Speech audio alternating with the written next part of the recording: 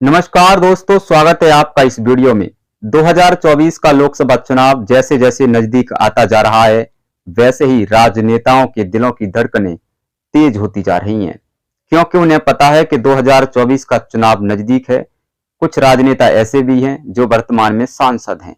अब उनको ये डर सता रहा है कि कहीं पार्टी उनका टिकट न काट दे। इसको लेकर अब उन्होंने अपनी अपनी लोकसभाओं में जाना शुरू कर दिया है। लेकिन आज इस वीडियो में हम ऐसे नेताओं की बात करने वाले हैं जो नेता जब चुनावी समय आता है तो जनता के पास आते हैं और भीख मांगते हैं एक वोट की, कि जनता उनको भीख में एक वोट दे दे। लेकिन जब वही नेता जनता के एक वोट से विधायक या सांसद बन जाते हैं तो वो किस तरीके से जनता को भूल जाते हैं, इस पर आज हम आपको एक इस वीडियो के माध्यम से विश्लेषण बताने जा रहे हैं। जी हाँ दोस्तों, ये कड़वी सच्चाई है कि जब नेता चुनाव लड़ता है तो गांव गांव जाकर, गली गली, मोहल्ले मोहल्ले में जाकर जनता से अपील करता है। ताऊ को ताऊ और बाबा को बाबा और भाई को भाई और चाचा को चाचा कहता है। लेकिन जब वही नेता जीतकर सांसद या विधायक बन जाता है तो उसके लिए न चाचा मायने रखता है, न ताऊ मायने रखता है, न भाई मायने रखता है।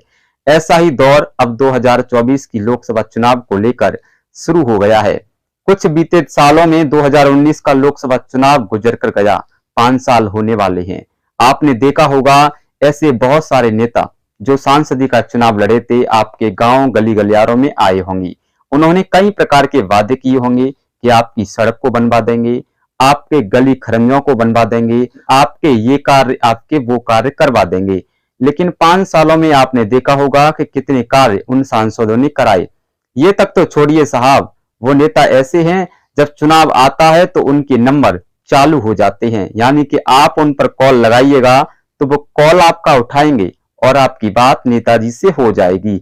लेकिन जब वो जीतने के बाद सांसद बन जाते हैं तो उनका नंबर ही स्विच ऑफ आने लग जाता है, यानी कि आम जनता जब उनके नंबर पर कॉल लगाती है तो वो उस सिम को बंद कर देते हैं। आखिरकार ये जनता के साथ ऐसा धोखा नेता क्यों करते हैं? आज इसका खुला विश्लेषण हम इस वीडियो में करने वाले हैं। आखिरकार जनता इन चालाक नेताओं के जाल में कैसे फंस जाती है, किस तरीके से अपना वोट ऐसे नेताओं को दे देती है और ये नेता किस तरीके से जीतने के बाद गिरगिट जैसा रंग बदलते हैं। आइए हम आपको इसके ऊपर पूरा विश्लेषण बताते हैं। दोस्तों, जैसे ही चुनाव आएगा, जैसे ही किसी नेता को टिकट मिलेगा, वो आपके गांव गली द्वारे पर आएगा और आपसे बात करेगा। आपसे ऐसी भाषा में बात करेगा कि आपको अपना प्रिय बना लेगा और अपना नंबर देगा। आप जब भी कॉल करेंगे तो उठाएगा, क्योंकि अभी तक चुनाव हुआ नहीं है, अभी वोट डले नहीं है। जब आप गांव में चौपाल लगाएंगे, नेताजी को बुलाएंगे, नेताजी का स्वागत करेंगे। स्वागत में 2, 3, 4, 5 हजार का खर्चा तो नॉर्मल आएगा। नेताजी के ऊपर 5,000 रुपए आपने खर्च कर दिए। आप नेताजी की नजरों में एक नागरिक अच्छे हो गई, और अच्छे नागरिक का मतलब है कि आप नेताजी की नजर में आ गई। इसका मतलब आप जब नेताजी जीत जाएंगे तो आप अपना काम करा लेंगे। लेकिन वही नेता जब चुनाव जीत जाते हैं और संसद तक पहुंच जाते हैं तो आप जैसे तमाम कार्यकर्ताओं को भूल जाते हैं, यानी कि गांव गलियारे के लोगों को भूल जाते हैं। यही नहीं साथियों, आज आपकी यानी कि जनता की निम्न समस्याएं हैं। उन समस्याओं को अगर मैं गिनाऊं तो आप भी गिनती करते रह जाएंगे। शौचालय की समस्या, रोजगार की समस्या, राशन कार्ड की समस्या, विधवा पेंशन की समस्या, वृद्धा पेंशन की समस्या, आयुष्मान कार्ड की समस्या। कईयों ऐसी समस्या हैं जो आज भी आम आदमी को नहीं मिल पा रही हैं, जबकि आम आदमी इसका हकदार है और वो पात्र भी है और उसको मिलना चाहिए। आप देख लीजिएगा आप देख लीजिए कभी गांव आकर। उन नेताओं से मैं कहना चाहता हूं जो नेता चुनावी समय में तो गांव गांव आकर घूमते हैं, गांव गांव की हर सड़क को देखते हैं, क्या चुनाव जीतने के बाद 5 साल में एक भी बार उन गांव की गलियों में आते हैं? क्या उन गलियों को एक भी बार देखते हैं कि वो कच्ची हैं या पक्की हैं? जब से हम चुनाव प्रचार में गए थे तब कच्ची थी, क्या हमें वो पक्की करानी चाहिए थी कि नहीं करानी चाहिए? आखिरकार इन गांव के लोगों का कसूर क्या है? सिर्फ गांव की जनता ये जानना चाहती है। क्या विकास शहरों में ही होगा? क्या गांव में विकास नहीं होगा?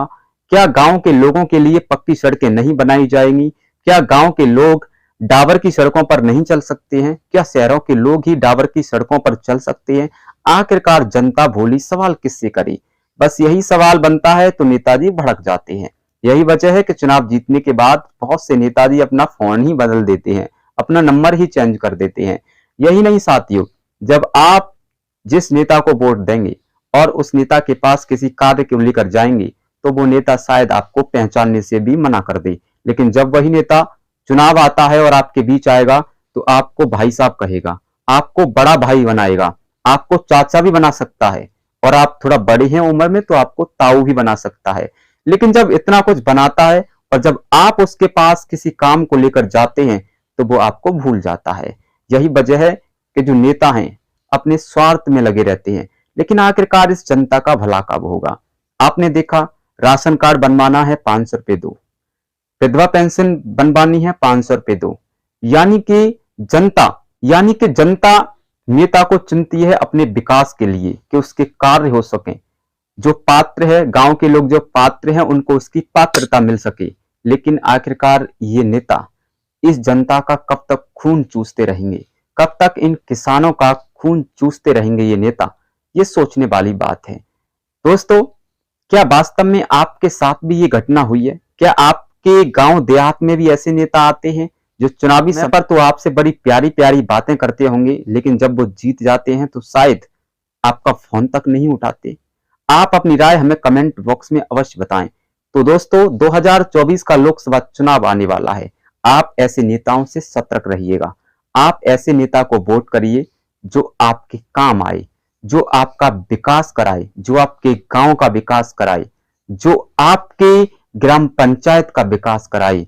ऐसे नेता को आप चुनिएगा, क्योंकि वोट करना यानी कि मतदान करना हमारा राष्ट्रीय अधिकार है और हम इस अधिकार को बड़े सम्मान के साथ करते हैं, और हमारा एक वोट सत्ता को बदल सकता है। इसलिए हमें एक ऐसे नेता का चुनाव करना चाहिए जो नेता सुख दुख में हमारा साथ दे, और गांव की भोली वाली जनता इस नेताओं से और कुछ नहीं चाहती है, बस यही चाहती है जो उनकी समस्या है उनका समाधान हो और जिसके वो पात्र हैं उसकी पात्रता मिले। सरकार द्वारा, प्रधानमंत्री जी द्वारा या मुख्यमंत्री जी द्वारा चलाई जाने वाली जो कल्याणकारी योजनाएं हैं उनका लाभ इन गांव की भोली वाली जनता को मिलता रहे। यही चाहती है एक गांव की जनता, इससे ज्यादा कुछ नहीं चाहती। दोस्तों, साथियों, इस वीडियो पर आपकी क्या राय है? आप अपनी राय हमें कमेंट बॉक्स में अवश्य बताएं। मिलते हैं एक और नई वीडियो के साथ, जब तक के लिए धन्यवाद।